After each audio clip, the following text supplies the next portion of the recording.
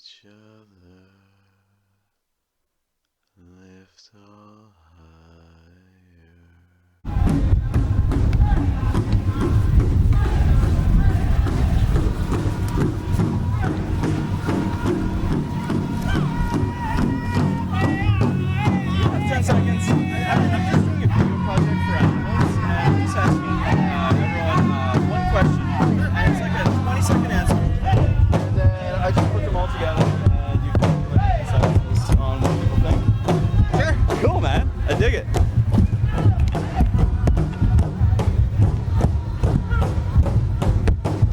taller than most people here, so I'm just gonna come on. open this up here. It's like it's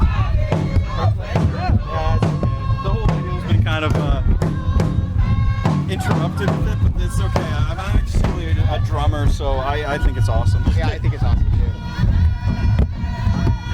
What's your name? Matthew. Hey, Matthew. Matthew. Nice to meet you. Nice to meet you. Okay. Oh man, you seriously are way up there. Okay, so I'll give you the question. So it's not necessarily why aren't you vegan? It's more why do you think other people aren't? What's the vegan question?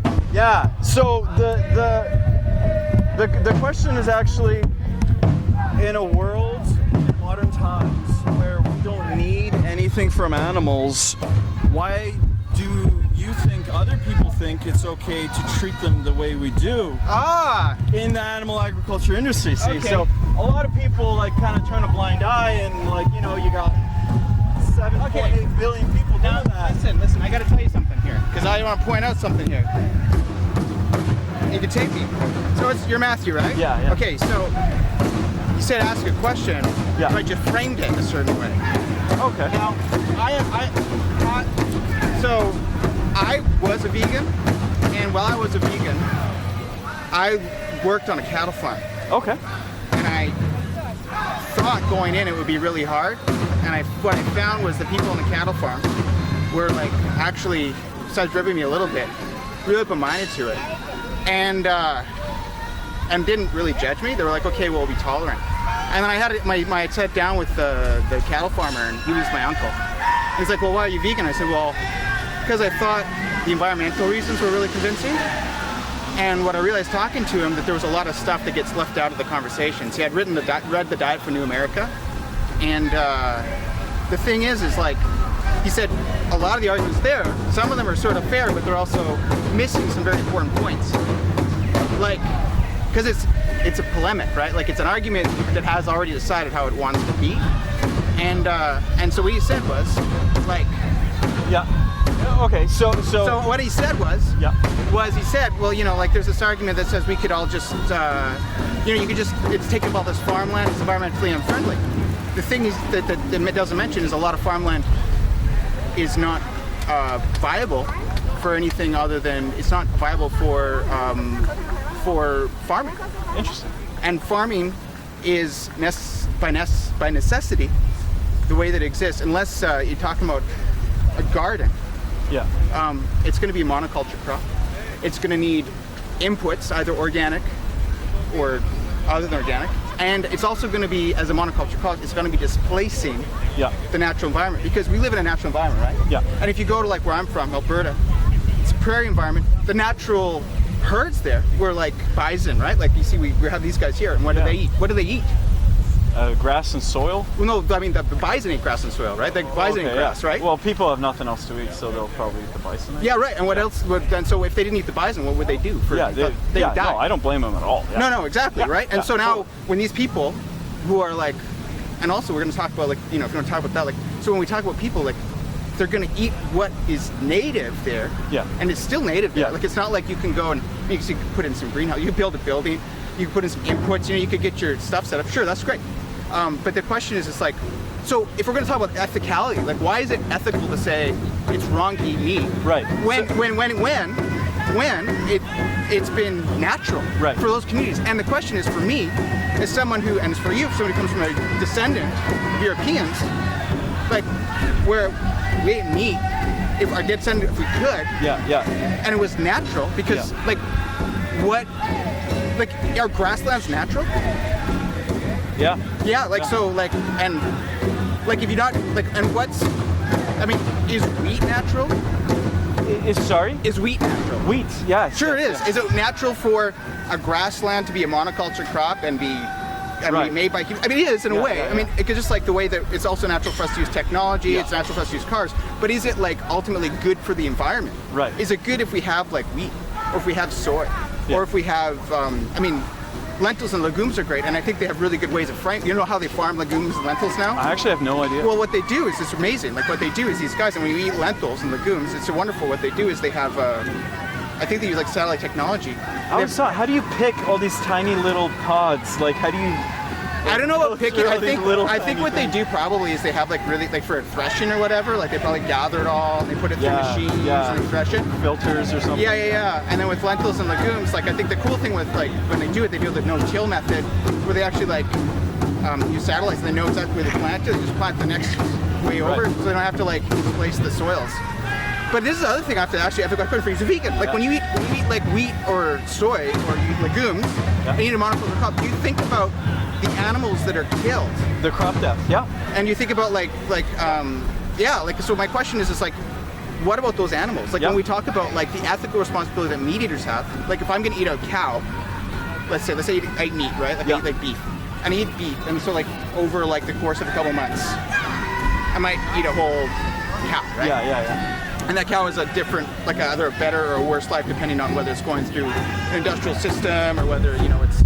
So my question is for you, if you're going to come to me and ask me a question about my ethical choices, what about your ethical choices? Like, how about just like the insects, the small mammals that are displaced and killed? Like, because I wouldn't, like... Because the thing is I would never go to a vegan and say, what about that, except for if they're coming to me like this. Yeah. So I'm not... Yeah, no, dude, it's totally fair. You know, so what about that? So there's a lot to unbox here. I'm going to focus on like maybe 3 points. The first is you got me right off the bat. I framed that question in a way that it assumes that everybody could be vegan when they can't. There are Inuits, you know, like, I don't know, there are people that are in the middle of nowhere where they got that seal, they got that fish, or they got ice, you know, and they're gonna eat that. So with those people, I say, yeah, go for it. But I mean, you're not in that situation. So if I was to, but I got a question for you too, because Inuits. But like, okay, what about people who choose to eat meat because they just choose it? Right. Like why? Because the thing is like, are you gonna go? Because have you been to Asia? okay, can I just do the other 2 points? Okay, sure. Yeah, I really appreciate it because it is a lot to unbox. Yeah. So for one, I would say most people don't need it. Like most people aren't in a survival situation. That's why I framed it the way I did. And secondly, about the crop deaths, I think there's intent. If I slit someone's throat or if I hit them with my car, it's different. Crop deaths are an accident, and we can work on that problem when we get there. But right now we have 74 billion land animals getting their throat slit intentionally. So basically you're saying, but that's a different story. That's hypocritical because you can say it's an accident, but you're eating those. I mean, but you're not.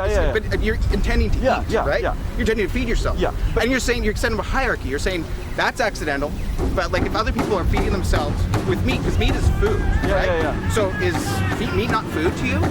Okay. Like it's calories, right? And it's in the environment, and it's also part of like a cultural history, and it's okay for some people and others. Like, why are you making categories like that? Yeah. Just say food is food. Okay. Just say food is food. And when people eat, if you're gonna question the ethicality of any sort of food, then you got to question the ethicality of all foods. Sure. And instead of saying some of it's accidental, and some of it will deal down the road, and some of it is not, it's ethical. Yeah. Like that's a double standard. Okay. And I feel like a little upset because I feel like why, dude, like, why frame it like a double standard like that? I totally agree that if vegans walk around like their hands are clean of blood, when they actually are participating in modern day society, which does in some way, shape, or form do that. I mean, okay, so for instance, when you support people eating cows, then those cows are so large, they eat 20 times as much as a person would eat in plants: soy, corn, oats. So And grass. you may be on that one farm that's got grass. Yeah. But that's not all they're doing. They're taking soy. That's why they cut down the Amazon rainforest. It's 20 times as much crop death on your hands than it is on mine, because I got but I don't eat. 1 times crop death. Again, You got 20 times crop deaths for eating cows. Exactly, and then you're making this comparison, which is like, why would you make the comparison to me? Like, why would you come to me, a stranger, and talk about my behavior, and then say, well, but my behavior's better? Like, why talk about, like, I mean, that's what, okay, this is the problem. It's like what people do something bad, and like, well, someone else did something worse, 20 times worse. Yeah. And instead, why not just deal with your own stuff? Why not deal with your own stuff? Yeah. Like, do your own thing. And the reason why actually I'd say don't do that is because it's not healthy. You shouldn't come to me and talk that way, and you shouldn't talk to yourself that way. Because you, as a person, have a right to food. I believe in human rights. I believe everyone has a right to food. I believe everyone has a right to, like, freedom from oppression and the freedom to, like, be free from discrimination. And I believe freedom from, and also have, like, a right to housing. And not everyone gets that. Yeah. And I think one of the ways to minimize harm is to say one thing is really easy. One thing is really easy, I think, and I believe it, and actually I hope this is the opportunity to convince you to, is to not make moral judgments about people's decisions to eat. I mean, right now we have some people beside us that are eating. They may be eating meat, and I think that's okay. They may be eating vegetables, and I think that's okay. They may have gotten fast food and made it come in a plastic container. They may not have made the best environmental choice and driven here. I think that's okay. Like, I ride an electric bike because I think that's one of the things I can do to, like, maximize my life and minimize my impact on the environment. Right. And I'm not going to go to other people who drive a big truck and tell them they shouldn't drive a big truck, because that's unfair. It's an unfair comparison, because we don't make comparisons. That's a really, like, when you talk about decolonize yourselves, that's a total Western way of thinking, colonial, moralistic thinking, and we get into this, like, hyper. Sorry, I'm getting polemics and all this kind of stuff. Anyways, I'm doing the thing. No, you obviously know a lot more on this subject than most people do. Dude, so I'll give you that right off the bat. Yeah. I was a vegan. I worked on a cattle farm. Yeah, there you go. Right there. No, seriously. Like, how many vegans worked on a cattle farm? None. Did you do that? Actually, I know one. Yeah. But that's not even personally. That's just through videos. Yeah, exactly. Like some guy. Yeah. Like, it's like. But here's the thing. So your analogy with the cars and the bike. Okay. So what if the cars were horses? This is your argument. Is this a personal choice? Is their personal choice to eat it there? Why would I push my beliefs? It's because I want to reduce the suffering on this planet, and because there's a victim involved, that's why I'm doing this. I would not be doing this for vegetables. So what if they're horses? But you're not. But you also aren't doing it for the animals that are displaced and killed by eating vegetables, because you're saying, you're being sort of like saying, well, because these things. I think it's what happens sometimes. It's like you go. It doesn't matter if 10,000 bugs die, or 100 rats, or 1,000 birds, because they're not like me. So it's like anthropomorphic. It's very us-centric, right? And we're wired to do that. But then here's a thing that vegans do, which I find really, I'm curious about. It's like, well, why do you? It sounds like you value and you victimize animals, like ruminants, let's say, and agriculture animals, and you are okay with ignoring animals that you don't see, that are unheard and unseen. Like, why is that okay? Yeah, but like I said, like crop dust, it's an intent. So I find it morally very different if something I know you do. accidentally. I'm just why would you find it morally different? Because when you eat a cow, you have to have that cow eat its entire life 20 times the soy, oats, wheats. If that's what the cow's eating. Now, do you know about grassland rehabilitation in Alberta or in Africa? No, actually. You don't know that? No. Because what they're doing for grassland rehabilitation is they're grazing it with bison and with cattle, and that is often an indigenous-led initiative. And the reason why is because, like, do you believe in evolution? Of course. Well, grasslands actually, and this is the thing that scientists really got wrong in the 70s and 80s and are starting to get right now, is they evolved to be grazed. And management-intensive grazing. Did you know what a carbon sink is? Like the Amazon rainforest. Carbon sink. So a carbon sink is a place that carbon is reclaimed naturally in the environment. So the reason why the Amazon rainforest is so terrible when it burns is because that's a place where carbon, The trees absorb there's carbon. sequester, yeah. Okay. A lot of people don't realize this, Oh but shit, so that's back in the environment now. Yeah. Once it burns. once it burns, it goes into the, and so this is the thing with grassland. Grassland is an amazing carbon sequestering system. We don't see it because it's all underground.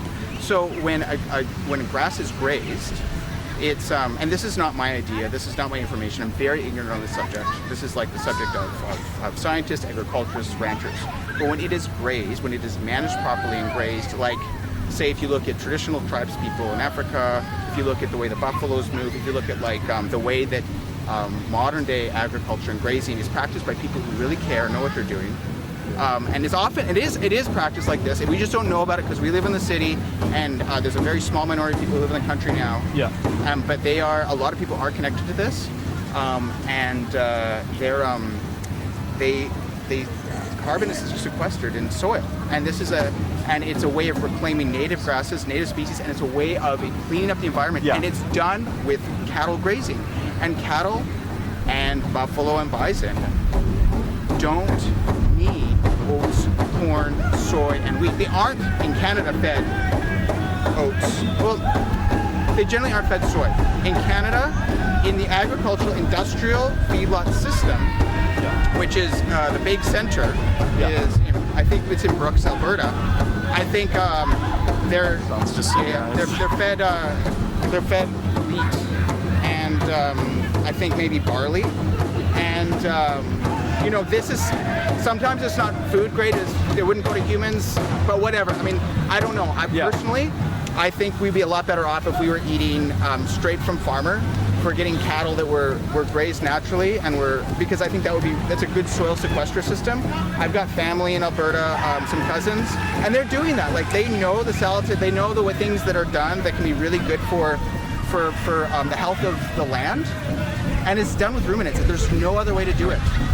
There's no other way to do it. I honestly never thought about how the grass would absorb carbon and clean up the environment, because you're right. I mean, it makes sense, but I gotta say, if those cows were not there in the first place, there would be nature there anyways. And secondly, how much of the world's soy goes to the animal agriculture industry? That's a good question, but that's industrial agriculture. And here's the other thing. It's close to 90%. But the same with wheat. But that's not my.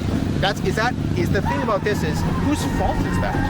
Like if you talk about like why you shouldn't drive a car or you shouldn't shop at a big box store, it's the question is again, whose fault? Like, why are we making moral judgments on each other? Like, it's very fire and brimstone in a very I think a way moralistic way. Yeah. And it's not fair to talk to people that way, and it's not fair to talk to ourselves that way. Like, it's a judgment, it's a moral judgment, and I think people have a right to their body autonomy. It's why I'm pro human rights, even though I know that human rights aren't perfect and in some ways are hard to reach practically. But you generally believe everyone should have the UN's Declaration of Human Rights. Yeah, I mean, it's a good fresh water. Yeah, but I also feel like, it's no slavery. Yeah, and I also feel like I'm also all for the autonomy of the body, which is why I'm pro-choice. It's not because I am as well. Yeah, and I mean, I feel like it's because it's about body autonomy, and we don't have a right to judge really important judgments of people's bodies. But I'm also that way for people's bodies in terms of what they ingest and consume. It's also why I think we need to decriminalize drugs. Yeah. Because I don't think it's right for people to hurt themselves with drugs and alcohol. I'm actually with you as well, because it makes it worse. It makes it more dangerous when they have to get them illegally. Yeah, and exactly. And also the question is it doesn't work. And also there's this issue of moral judgment and of harm. And I see a lot of. I mean, I think it's great to promote healthy eating and to think about these questions and to talk about them. Yeah. But I don't think I'm not a fan, and I push back against framing it in terms of a moral, ethical issue. Because it's like the same thing with cars. It's like, you know what? I can say I burn less fossil fuel than other people, but I don't. But if I really care about it seriously, I mean, and you care about this seriously too, obviously, right? Because you're here talking to me, and I can this is tell. like my life. Yeah, it's your life. Yeah, and I mean, I think it's great that we're able to have a conversation about it. Totally, man. Like, I'm. In Alberta, I feel like I'd be getting beat up right now, so I'm really happy. Well, listen, I grew up in Alberta. Good. Yeah, cool. Yeah, cool. Not by you, by your buddies. Yeah. By everyone I'd ask. It's a totally different culture, which I gotta say, man. is like you were vegan and then you went to Alberta, or were you vegan in Alberta I was vegan in while you were Alberta. working there? Yeah, I was vegan in Alberta. I'm from there. Do you suppose that they had like an influence on you? Because you seem to be all about like freedom, personal choice, live your best life, to each their own, which is admirable and awesome because you're not an asshole, which a lot of people are like my way or the highway. Yeah. But I gotta I can say, be a little bit of an asshole. we all can. Yeah, Again, fair you know enough. what? Yeah, This fair is enough. something like okay. So I just want to say it's not a personal choice because it's a victim, which I'm sure as a vegan you've heard that a million times. But you bring it back to, well, the victim is going to be the crop death anyway. So I can understand your rationalization, and I really applaud that because I'm actually talking to an incredibly intelligent person. So I really respect your opinion. With that being said, though. I think that you were there and it became like normalized to you, and then you sort of just kind of jumped into the mainstream again, which is sort of not your fault. And I would never say pretty much anything anyone does is their fault, because we're all products of society and self-preservation.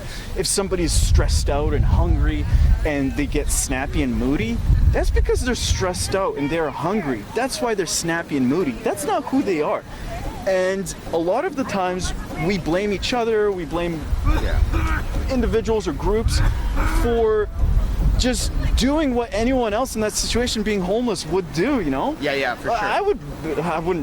I'd hope not, but I'd probably do drugs if I were to be in that situation and have like this pain and I want to get it out of my head. Yeah, probably. I can understand that. Yeah. So I kind of lost my point, but I wouldn't say it's like, you know, you're guilty, you're a sinner, you're going to hell, like all this stuff. Yeah. It's more like, hey guys, like, I don't think this is cool. Maybe a couple of other people don't, and maybe we can change it, because I really think that we could live on plants. And shows like Harvard and Oxford and Nutrition of Academy of Dietetics, over 100,000 credentialized practitioners that all agree. They released a statement in 2016 in US and Britain saying that veganism is sustainable for all stages of life: toddlerhood, pregnancy, athlete, elderhood. Which you know. So Yeah, if we I know can that. do it, why don't we do it? I think frankly, I think it's part of it's the soup, part of it's the mainstream culture. I think. Hi, what's up, dude? Part of it's, I think you touched on some of the issues, like just the pressure of life. Totally. I personally, again, it comes down to personal choice too. Totally. I think one of the things that happens is we're all in culture, but we all interpret it slightly differently. We all have our own version of how we deal with the thing, right? Like, I grew up in Alberta, but I didn't get my license until I was 17, and I tried really hard my whole life not to drive.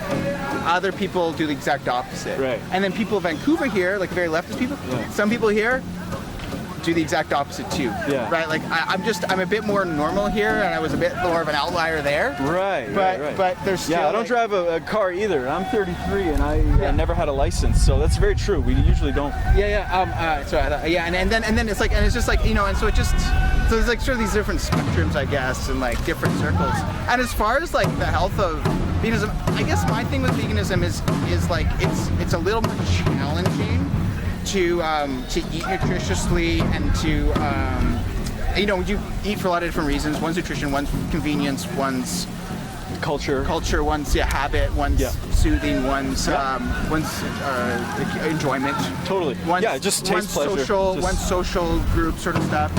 And like, so there's all those sort of different practices. So it's nutrition's super complex. And that's one of the reasons why it's so great to eat. For me, it's like, I think less about eating. I think it minimizes how much I think and how much rigor I put into my life in terms of eating. And I think for other people, they want to put more rigor and they want to put more things into their life in terms of that, and so they make different choices. I think that's really fine. And I mean, I'm gonna say the dumb thing. I have tons of friends who are vegan. I have employers and you could have a friend in me, man. I really dig you, man. I think you're cool. I think your shirt's cool too. You got geography on you. Thanks, man. So you're obviously an explorer or something. And I think it's great. But I do one thing I do. But I honestly do think in terms of health, there's a lot of things you can eat that are unhealthy and that are meat-based. I think there's a lot to be said for eating meat in terms of health. Yeah. And especially just some. You know what I mean? Yeah. Not, I mean, some people are like crazy to eat all meat now. Yeah. Like my mother-in-law. Yeah. And it's like, Wait, she eats just meat? yeah. Oh no, she's got to stop. Well, she does it. Oh no, you can't do that. I mean, I think it's fine. I think it's fine. No. Yeah, okay. James Blunt 2 weeks ago got scurvy for no vitamin C. Yeah. I mean, he does. Like, She does eat eat fiber. Yeah, I feel bad for her bowels. Yeah. She does eat fiber. Yeah, she doesn't just. I mean, just. Tell her to get some Metamucil at least, for love of God. I know. I think she eats vegetables. Don't worry about it. It's Matthew, right? Yeah. Yeah, I think she eats some vegetables. So I think, I know you got to eat some vegetables. Something. Yeah. And she's like all fat. Push that shit through. Yeah. I mean, I think it's the whole thing where she has health problems and it's something that helps her. And, Cool. yeah. Anyways, you know. No, man. And by the half-hour mark, you got into the answer, which is convenience. What is it? Culture, taste, habit, pressure, all that stuff. Yeah, you nailed it. So it's funny because we talked for like 25 minutes and then you still remembered the main point. Oh yeah. So this is like the longest unboxing, like a 20-second question, turning into 20 minutes. But I really appreciate your time, man. Your opinion, your experience.